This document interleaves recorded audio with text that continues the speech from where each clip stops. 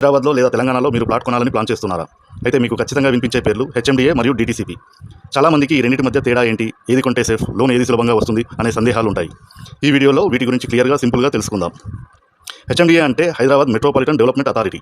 Hyderabad city మరియు దాని చుట్టుపక్కల ఉన్న మెట్రోపాలిటన్ రీజన్లో జరిగే డెవలప్మెంట్స్ అన్ని దీని పరిధిలోకి వస్తాయి. ఇది చాలా స్ట్రిక్ట్ రూల్స్ని కలిగి ఉంటుంది.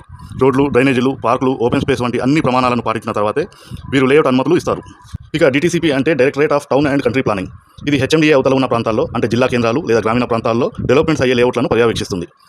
తెలంగాణ అంతటా ప్లానింగ్ మరియు డెవలప్మెంట్ను క్రమబద్ధీకరించడం దీని ప్రధాన ఉద్దేశం. సింపుల్గా చెప్పాలంటే సిటీకి దగ్గరగా ఎక్కువగా అభివృద్ధి చెందిన ఏరియాల్లో హెచ్ఎండిఏ ఉంటుంది.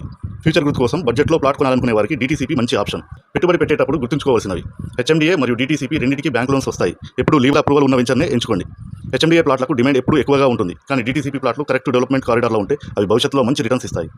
ఏ లేఅవుట్ అయినా సరే దాని పర్మిషన్ నంబర్, రిలీజ్ ఆర్డర్ మరియు భూభారతి పోర్టల్లో ఆ భూమి రికార్డులను తప్పకుండా చెక్ చేసుకోండి. మీకు సిటీకి దగ్గరగా వెంటనే ఇల్లు కట్టుకునే ప్లాన్ ఉంటే హెచ్ఎండిఏ వైపు చూడండి. ఒక మంచి లాంగ్ టర్మ్ ఇన్వెస్ట్మెంట్ కావాలి, బడ్జెట్ తక్కువగా ఉందంటే డీటీసీపీలో మంచి లొకేషన్ని ఎంచుకోండి.